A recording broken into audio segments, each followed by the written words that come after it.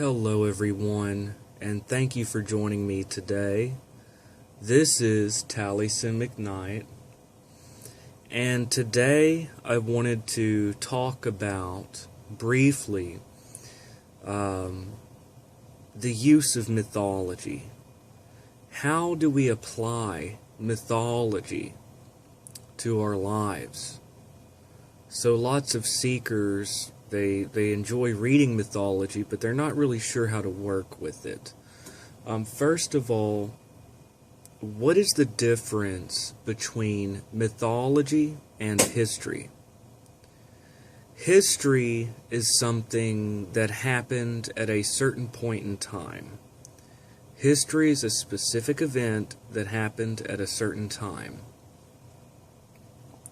Mythology is something that we live again and again. Mythology is universal to the human condition. It is something that we live because it is an archetypal representation of certain patterns that are experienced. What do I mean by that?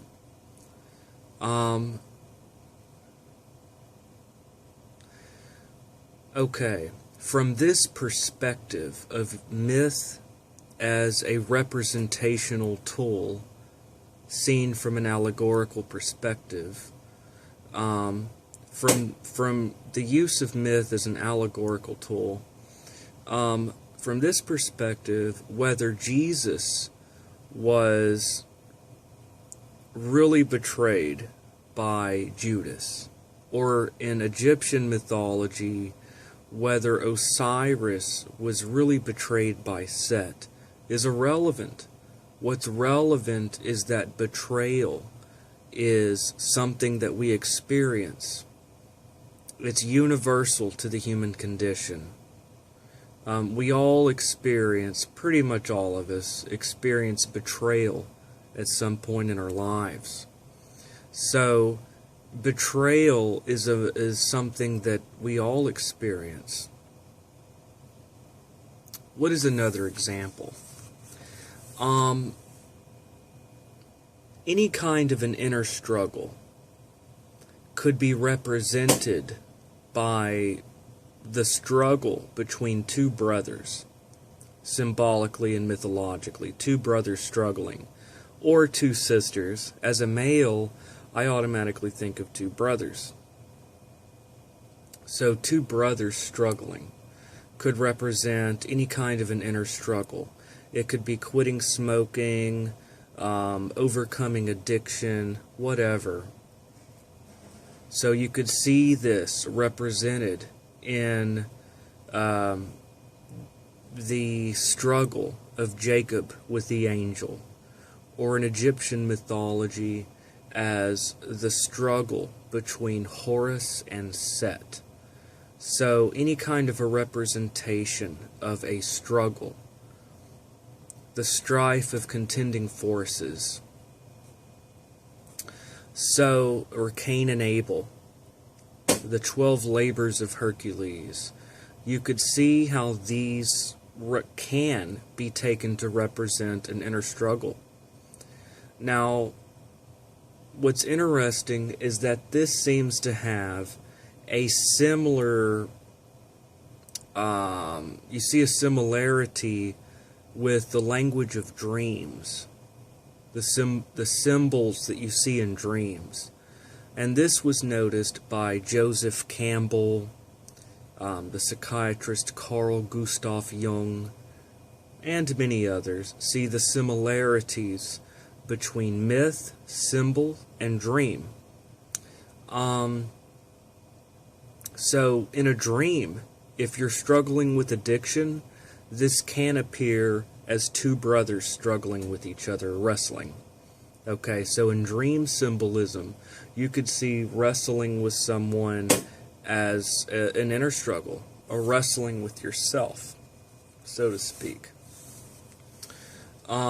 In the same way, in dreams, if you're struggling with an animal, a beast, struggling with a wild boar or whatever, This can in dream symbolism represent, among other things, struggling with your primal animal nature, struggling with your lust, aggression, whatever.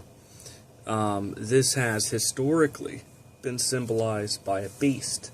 It is our more primal, I guess, at our roots,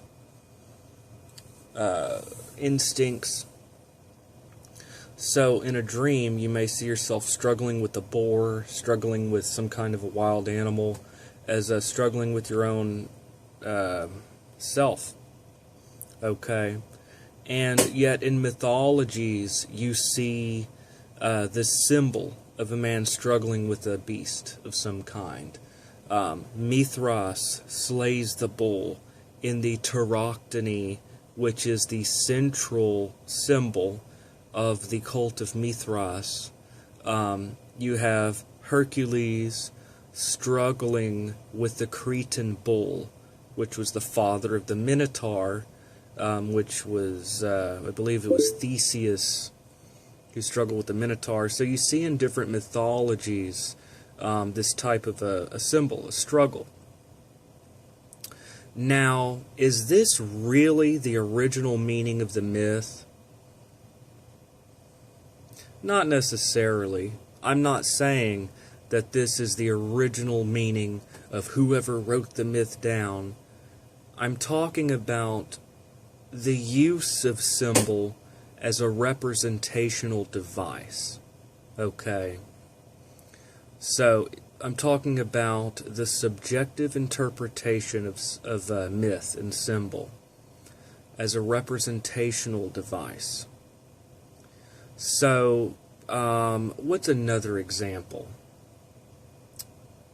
And you see it in dream symbolism, a tower. In biblical mythology, you see the Tower of Babel. They're trying to build up this structure, this tower. Well, it's not struck down. It's they get their speech confused. In the tarot, you see the tower that is struck down. A tower in dream symbolism could represent any kind of a structure. So it could represent our belief systems, for one thing. Our belief systems could be seen as a sort of tower or structure. I need to fix my tie for this video. Oh, well, anyways. So, any kind of a belief structure could be seen as a tower, in a sense. So, we all have different perspectives. We all have different worldviews. My worldview may not be the same as yours, and yours may be different from your partner or whatever. So we have all built up this structure of our own worldview. We have built it up through experience, through our life experiences, through logical analysis. We've built up our likes and dislikes, our fears, our desires, our goals, our prejudices. We've built up a worldview of opinions and ideas, convictions. So this structure has been built up over time. Now, striking down the tower, sometimes we have to break away from outmoded beliefs. Sometimes we have to break free from outmoded ideas. So, in that sense, we have to break down old concepts that are outdated and rebuild anew. So, and really that's a twofold process that is ongoing, creation and destruction, which are symbolized as a representational device by Jachin and Boaz, the twin pillars or twin towers. Jachin and Boaz represent this, contending forces, opposites, polarity, duality. So we all build up a worldview, and sometimes we have to break that down and rebuild it again over time. What else could a tower represent? It could represent your own ego, your own pride, trying to reach towards heaven and being struck down. Towers could also be seen as a sexual and phallic imagery. Now, this is in dream symbolism, and a myth could be interpreted in a similar way. A tower is any kind of a structure, okay? So you can see how these symbols could represent all kinds of things. Now, what's interesting, I'm not going to say it's the truth. Hold on a second. I'm not going to say this is the truth. I'm just going to say that some people are of the opinion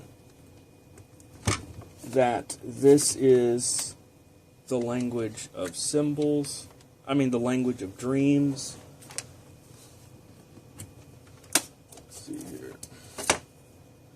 That this is the language of dreams.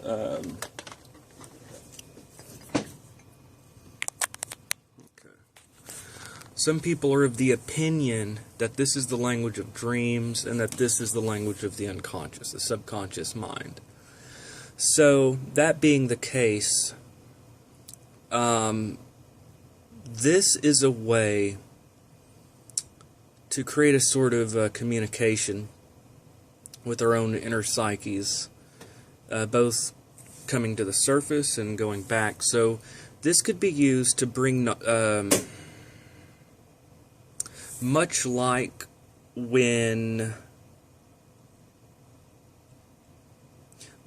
you look at an ink blot and certain ideas or associations come to the surface, if you meditate upon a symbol or a myth and turn it in your mind and try to figure out what it means, how does it associate with that, certain ideas will come to the surface.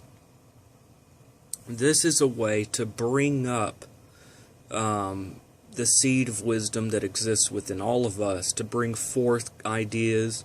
It doesn't mean those ideas are true, but it is a way to bring forth different concepts. And in looking for associations, it is a way to bring up certain concepts to the surface.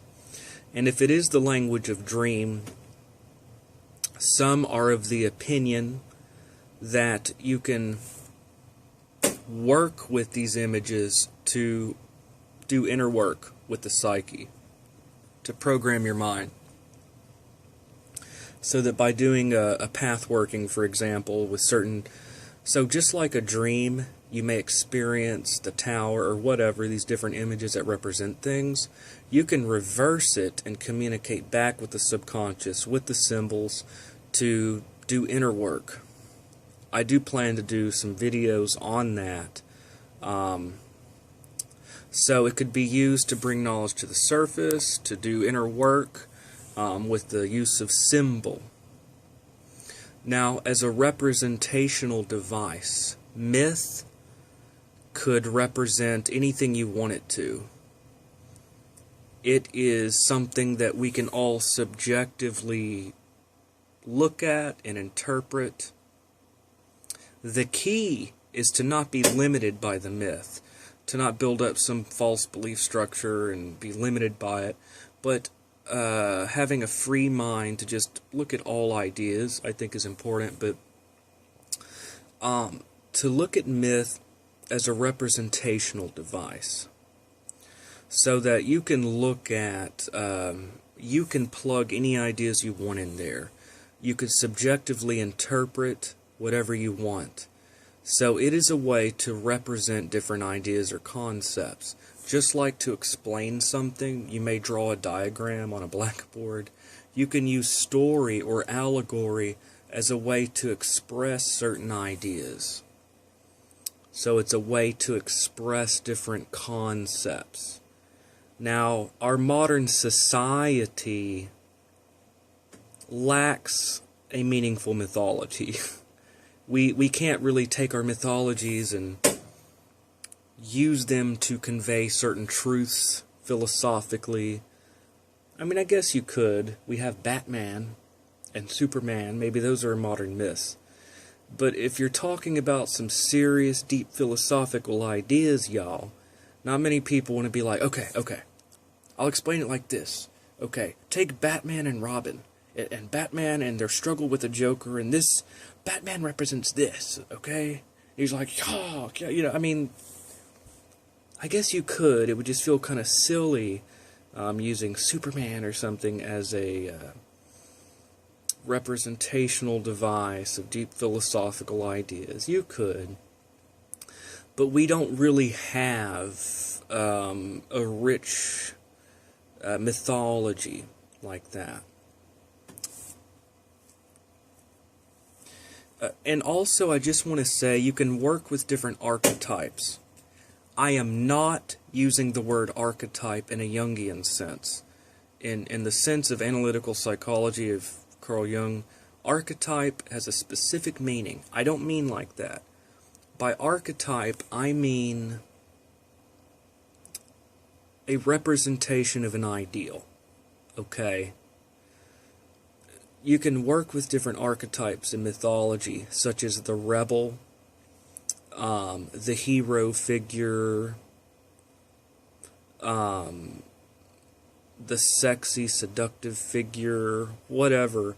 And you can work with this in ritual. You can work with it in different ways as a mask to bring forth different aspects of the psyche, to bring forth different aspects of yourself. So playing with myth and the archetypes within it is a way to bring forth different aspects of yourself at will. I really don't have time to get into all that now. That's such a rich subject, which I do plan to get into. But a representational device, okay? You can plug anything you want in there. Now, that being the case, is there a deeper meaning actually in the original myth? In other words, whoever wrote the original myth, did they have a deeper meaning there? Well, that's debatable. It's cool to look for. It's interesting. If you look at the myth of Osiris and of Set, Set trapped Osiris in a coffin, 72 nails, sent it down a river, it lodged in the bank, a tree grew around it, became the column for the palace of a king. Isis got the body of Osiris, Set chopped him up. I think it was 13 pieces. I haven't read the story in a while. I'm going by memory. Scattered the pieces of his body throughout the land. Isis finds them all, except for the phallus, which was swallowed by a fish. And then if you look at the pyramid text of King Unas, the pyramid text of King Unas hints at his resurrection by his son Horus, with the right eye of Horus. But anyways, to me, it seems like there's definitely something deeper there. Did the priests, the Egyptian priests, hide some deeper meaning there? It's possible. It's interesting to look at. I am a student of biblical Hebrew. I'm not going to lie and say I understand all the biblical Hebrew, but I can understand, the first few chapters of Genesis in Hebrew. And, a lot of people have problems with the Bible. No offense to anyone, but, it's probably because of the rape and the murder and, sexism and homophobia. Sorry, but, you work on the Sabbath, put to death. Whatever the case may be, you've got the good and the bad in all ancient civilizations, but I still find a lot of value in traditional Qabalah and looking at the Hebrew and finding deeper meaning. And in my opinion, I believe that there certainly is a deeper meaning in the actual text. Okay, for example, the Garden of Eden story, to me it's just common sense that a story of a forbidden fruit is obviously symbolic. I don't know how anybody can take us... to me it's obvious. We die because we ate a fruit. Forbidden fruit to me is so obvious, a deep symbol. But anyways, in the Hebrew it says that the serpent was the most subtle of the beasts of the field. It says that the serpent was subtle, or shrewd, or cunning. The word for shrewd, or cunning, or subtle, the word is arum in Hebrew. The next verse, I believe it's the next verse, it says that Adam and Eve were arumim, naked. So there's a definite play on words between cleverness and nakedness. And of course, if you get a man and a woman naked, to me that automatically brings up an idea of a sexual concept. A naked man and a woman. And they don't know they're naked, okay, until their eyes are open. Obviously, to me, that shows a sexual symbolism. Not to mention that a snake is a phallic sexual symbol. And then the knowledge of the tree of knowledge of good and evil. In Hebrew, knowledge of good and evil, dot tovara. The word for knowledge is dot, which in Hebrew is knowledge by uniting with something. It's experiential knowledge. It's uniting with something to know it. And it's used in the Bible to refer to carnal knowledge, sexual knowledge. An alternate form of the word is the verb yada.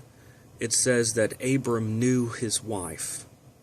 So in the Bible when it says someone knew his wife or whatever, he knew his wife, it refers to sexual knowledge. So the same word, knowledge of good and evil, that same word dot is often used in a sexual sense. And then they see their nakedness. So I can't really get fully into that. That's a major digression. But there's obviously a deeper meaning there. And see, for example, with this mythology or Babylonian, Greek, Egyptian, if you analyze that story closely, all kinds of ideas come to the surface. That doesn't mean it's true. It certainly doesn't mean that that's the true original meaning of the myth. But it's a useful tool as long as you don't get limited by it. You take the fall of Persephone in Greek mythology. She lived, it's similar in a way, she lived in a state of perfect bliss until Hades steals her away into the underworld, rapes Persephone, and forces her to be her bride. She wants to return. She's trapped in the underworld. Demeter comes and eventually rescues Persephone.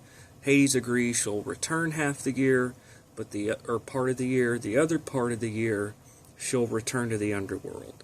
So then you get a cycle, and the story goes that each spring when she returns, the flowers bloom with joy, and when she returns, the flowers die of grief. So there's a cyclical thing, and to me that's so deep, obviously symbolic, but so you see a cycle. This can be interpreted in so many ways, and you think of the Wheel of Fortune card. So, for example, it could be seen as a life cycle. It could be seen as a cycle of the seasons, a life cycle. It could represent reincarnation. It could represent good luck and bad luck. We all go through shitty, messed up times in our lives where everything goes wrong. Many of us do, I'd say the majority. And then things get better. So there's always going to be a time when things are going to get really bad and shitty. And then things improve over time. So there are ups and downs in life. There are many ups and downs in the roller coaster of life. It's comforting whenever things are bad that you know things will improve eventually. But when things are good, you know it's going to end eventually. So pleasure and pain are a cycle. So you can put that into this, you can look at the myth that way. The cycle, a daily cycle. We wake up, we go through our day, but eventually we go to sleep. And we return to the underworld of dream. So you can see so many things in this. So basically, as an overview, myth, how is it useful? It's useful as a representational device to represent different concepts. It's useful to bring forth the seed of wisdom to the surface. It's a way to bring forth the seed of wisdom from within us by meditating on it, looking for associations. It's a way to program our minds to work with or do inner work, to work with different archetypes, to bring forth different aspects of ourselves for kind of a transmutation. It's useful as a way to convey different ideas, to express different concepts through the allegory of a story. And it's also useful to try to look for the original meaning, as long as we remain a little skeptical about our interpretation. So there are lots of different ways that myths are useful. So I will post more on that, but that's just a brief look, in my opinion, on how a mythology is useful. So many seekers, they read myths about Persephone, Greek mythology, Roman mythology, and they're like, okay, I like the myth, but how do I actually work with this in my life? How is this applicable to me? And there are ways to work with this, which I do plan to get into. But that is just a brief look at mythology as a representational device for subjective interpretation, and also to look for possible actual meaning, and also meaning within ourselves. So anyways, thank you for joining me. This is Taliesin McKnight, and I hope everyone has a wonderful day. Have a great day, everyone.